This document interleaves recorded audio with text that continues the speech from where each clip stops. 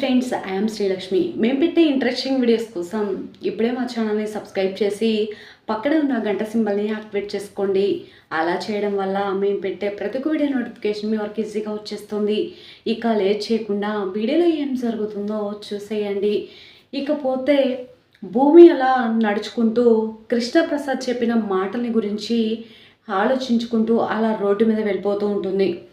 కానీ అపూర్వ మాత్రం తన దగ్గర పనిచేసే రౌడీలకు ఎలాగైనా మళ్ళీ భూమిని తీసుకొచ్చి కట్టిపడేవని చెప్పడంతో ఖచ్చితంగా ఆ పని చేయడానికి మళ్ళీ రౌడీలు భూమిని ఎత్తుక్కుంటూ వెళ్తారు. ఇక అనుకోకుండా రోడ్డు మీద భూమిని చూసి ఆ రౌడీలు భూమి వెనకాల పరిగెత్తడంతో అనుకోకుండా అటు నుంచి వస్తున్న ఒక కార్ గుద్దడంతో ఇక ఉన్నట్టుండి ఆ రౌడీ కుప్పకూలి నేల మీద పడిపోతాడు. ఒళ్ళంతా కూడా రక్తమయం అయిపోతుంది. అందరూ కూడా గుమిగుడి చూస్తూ ఉంటారు.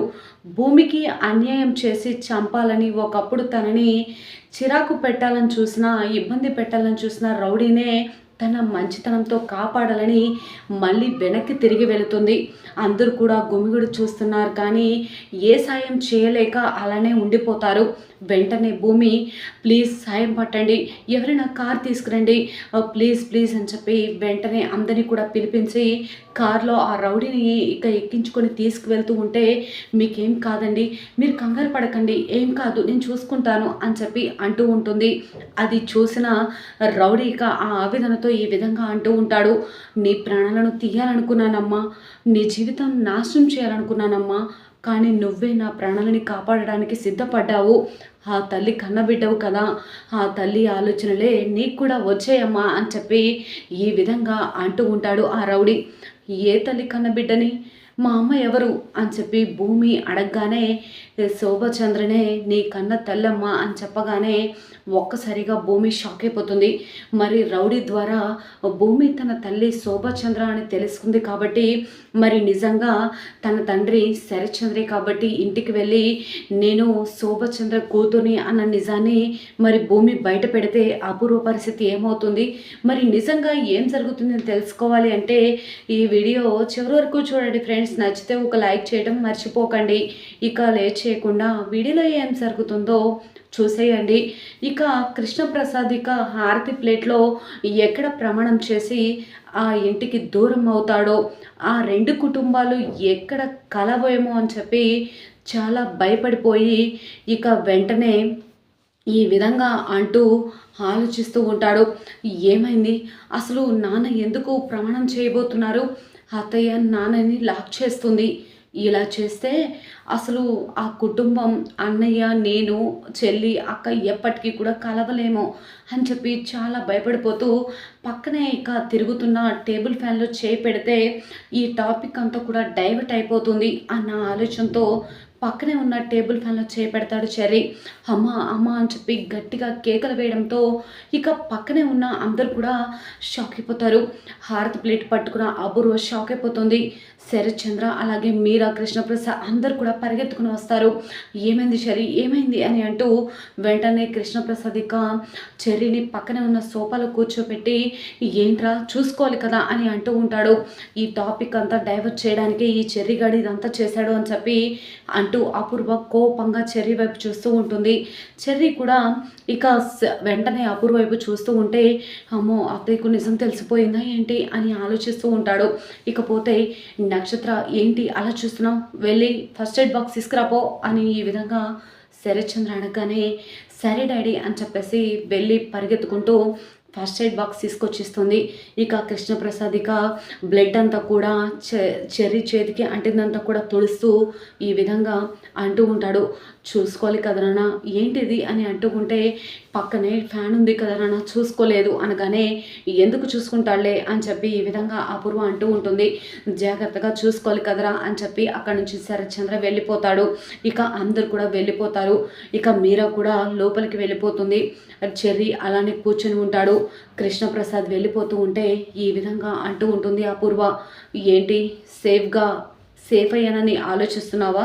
ఇదంతా నీ కొడుకు ఆడిన డ్రామా అని నాకు తెలుసు. నిన్ను ఆ కుటుంబానికి దూరం చేయడం వాడికి మాత్రం ఎలా ఇష్టం ఉంటుందిలే. అన్నయ్య, అక్క, పెద్దమ్మ అంటూ ఆ ఇంటికి ఇంటికి రాయబారాలు నడుపుతున్నాడు కదా నీ కొడుకు, నీ ముద్దుల కొడుకు. వాడికి కూడా నువ్వు వాళ్ళతో కలవడమే ఇష్టం. ఇక్కడ చెల్లి అక్క ఏమైపోతారా అన్న ఆలోచనే లేదు వాడికి అని చెప్పి ఈ విధంగా అపూర్వ అంటూ ఉంటుంది.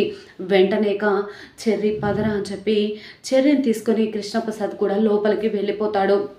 ఇకపోతే ఇంటి దగ్గర గగన్ మాత్రం బాగా ఏడుస్తూ శారద కాళ్ళ మీద పడి ఏడుస్తూ ఉంటాడు.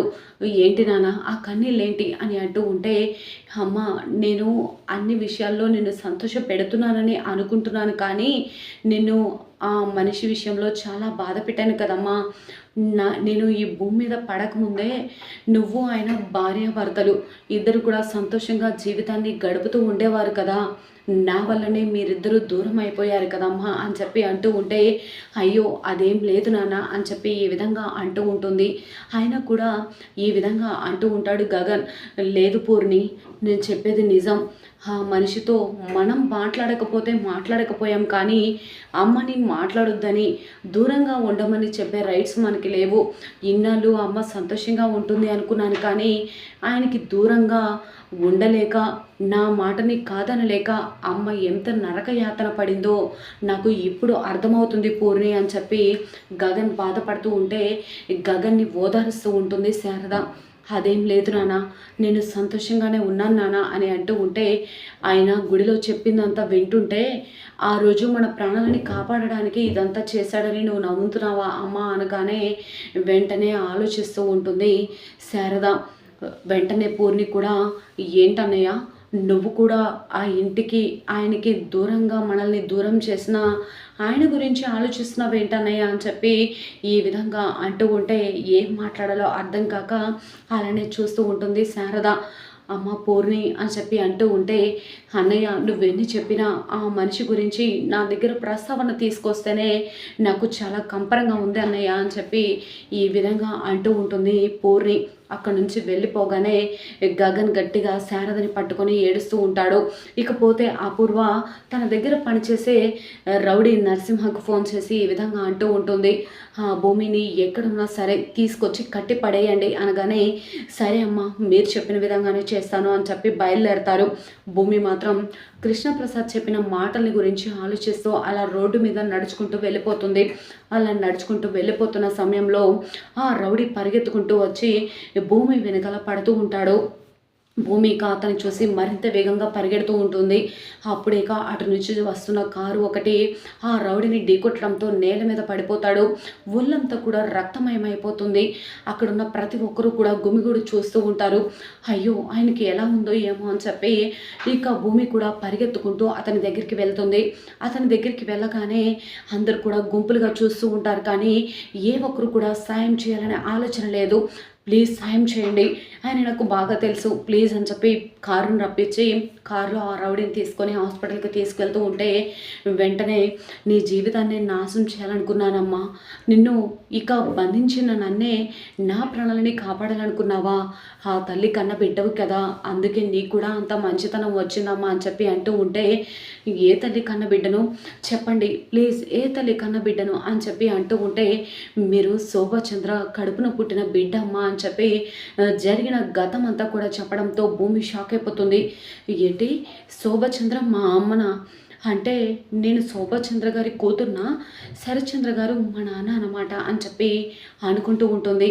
మరి నిజంగా ఆ రౌడీ ద్వారా నిజం తెలుసుకున్న భూమి మరి అపూర్వ దగ్గరికి వెళ్ళి శరత్చంద్రే నా తండ్రి అని చెప్పి నిజాన్ని బయట పెట్టడంతో మరి ఆ రోజు చనిపోయింది అనుకున్న శోభచంద్రకు మరి ఆ రోజు ప్రసవం జరిగి భూమి బయటకు వచ్చిందన్న నిజం తెలియదు కాబట్టి ఆ రోజు తనని కిడ్నాప్ చేసినప్పుడు సంచిలో ఉన్న అన్నీ కూడా శోభచంద్రకి సంబంధించినవి కాబట్టి భూమి నిజంగా శోభచంద్ర కూతురని తెలిసినప్పటికీ మరి శరత్చంద్రతో మాట్లాడటానికి వచ్చిన భూమిని మరి మాయం చేయబోతుందా అపూర్వ, ఏం కుట్ర చేసి మరి భూమిని ఆ ఇంటికి దూరం చేయబోతుంది, మరి నిజంగా భూమి నిజం తెలుసుకొని శరత్చంద్ర ఇంట్లో అడుగు పెట్టబోతుందా, ఏం జరుగుతుంది అనేది చూడాల్సిందే.